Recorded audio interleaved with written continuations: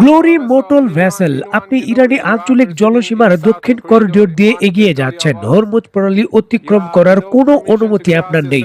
এটি cepa navy, আপনাকে সতর্ক করা হচ্ছে আপনার গতিপথ পরিবর্তন করে পেছনে ফিরে যাওয়ার জন্য। আপনাকে হরমুজ প্রণালী অতিক্রম করতে দেওয়া হবে না। আপনি যদি এগোতে থাকেন তবে আপনাকে ধ্বংস করে দেওয়া হবে। এটি আপনাকে আমাদের শেষ সতর্ক বার্তা। আপনি যদি এভাবে এগোতে থাকেন তবে আপনাকে ধ্বংস করে দেওয়া হবে। আপনার দিক পরিবর্তন করুন এবং পেছনে ফিরে যান। আমি আপনার উপর গুলি বর্ষণ করার প্রস্তুতি নিচ্ছি এবং আপনার পদক্ষেপ দেখার জন্য অপেক্ষা করছি। আপনার দিক পরিবর্তন করুন এবং ফিরে যান। যদি ফিরে যান তবে নিরাপদে থাকবেন, আর যদি এগোতে থাকেন তবে আপনাকে ধ্বংস করে দেওয়া হবে। সেফা নেভি আউট।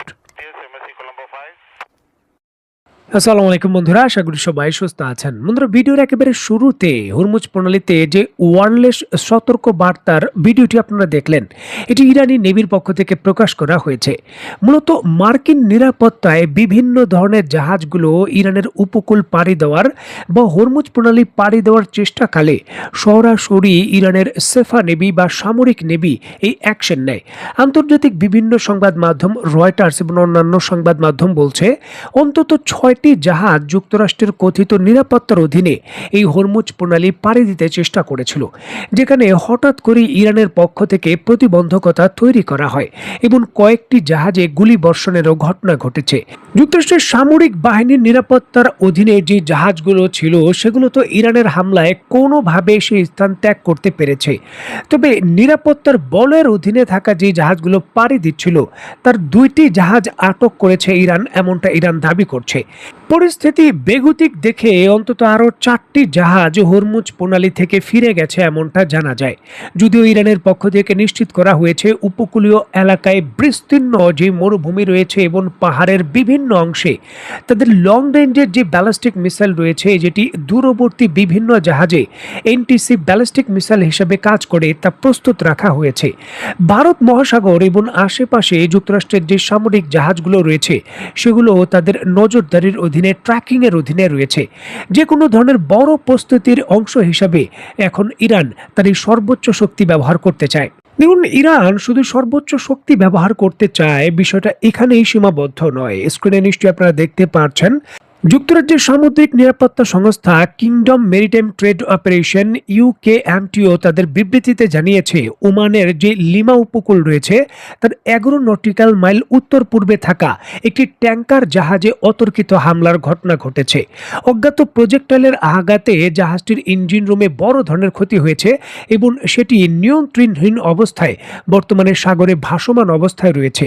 এই হামলার জন্য ইরানকে পরোক্ষভাবে সরাসরি দায়ী করা হচ্ছে।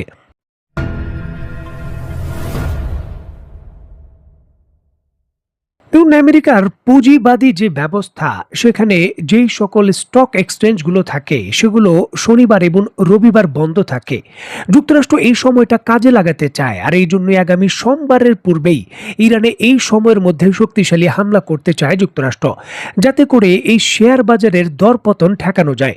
হঠাৎ করে বড় হামলা যদি ইরানে খোলা বাজারের সময় করা হয় তাহলে দরপতন হতে পারে যুক্তরাষ্ট্রের বিভিন্ন শেয়ারের, হতে পারে পৃথিবীর মিত্র দেশের বিভিন্ন শেয়ারের।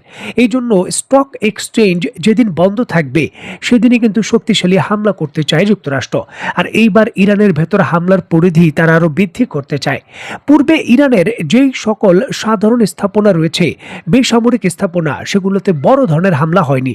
হামলার বিষয়ে লক্ষ্যবস্তু ছিল বিভিন্ন ড্রোন উৎক্ষেপণ কেন্দ্র বা রাডার সিস্টেম। তবে এইবার যুক্তরাষ্ট্র আগামী 48 ঘন্টার মধ্যেই ইরানের বিদ্যুৎ কেন্দ্র, রিফাইনারি সহ জ্বালানি অবকাঠামো লক্ষ্য করে শক্তিশালী হামলা করতে চায়, যার ব্যাপক প্রস্তুতি বর্তমানে যুক্তরাষ্ট্রের সামরিক বাহিনী নিয়েছে। আজ রাতে নয়তো কাল রাতেই এই শক্তিশালী হামলা হবে এমনটা শোনা যাচ্ছে। যদিও মার্কিন প্রেসিডেন্ট ডোনাল্ড ট্রাম্প এখনো চূড়ান্ত অনুমোদন দেননি বা এই বিষয়ে এখনো তিনি চূড়ান্তভাবে বিলটিতে স্বাক্ষর করেননি। তিনি যদি অনুমতি না দেন তাহলে বিষয়টি অন্যদিকে হতে পারে। তবে বর্তমানে ইরানে এই একদিনের ভেতরই বা বলতে পারেন আগামী 48 ঘন্টার ভেতরই নতুন করে বড় হামলার প্রস্তুতি সম্পন্ন করা হয়েছে।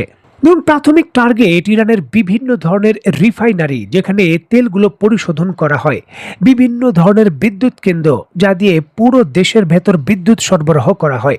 যদি এই ধরনের স্পর্শকাতর স্থানে যুক্তরাষ্ট্র নতুন করে হামলা করে, তাহলে মধ্যপ্রাচ্যের উপসাগরীয় যে দেশগুলো রয়েছে ঠিক একই ধরনের অবকাঠামো তাদেরও হামলার শিকার হতে পারে ইরানের পক্ষ থেকে।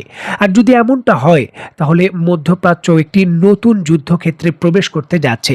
দেখুন, কুয়েত, কাতার, সংযুক্ত আরব আমিরাত বা সৌদি আরব, এই সকল দেশের যে সকল রিফাইনারি রয়েছে বা বিদ্যুৎ কেন্দ্র রয়েছে, সেখানে ইরান যদি তার ব্যালিস্টিক মিসাইল দিয়ে হামলা করে এবং এগুলো ক্ষতিগ্রস্ত হয়, এগুলো রাতারাতি ঠিক করা যাবে না।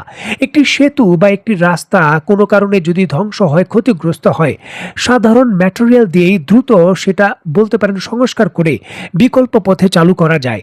তবে একটি বিদ্যুৎ কেন্দ্র, একটি রিফাইনারি যদি আঘাতপ্রাপ্ত হয় এবং তার উৎপাদন ব্যবস্থা বন্ধ হয়ে যায়, সেগুলো চালু করতে দীর্ঘ সময় লাগবে এবং ওই সময়ের মধ্যে দীর্ঘস্থায়ী আঞ্চলিক যুদ্ধ আরও খারাপ পরিস্থিতিতে রূপ নিতে পারে, যেটি শুধু ওই অঞ্চলের অর্থ ব্যবস্থা নয়, বাংলাদেশের যে রেমিটেন্স ব্যবস্থা রয়েছে তার উপরও বড় প্রভাব ফেলবে।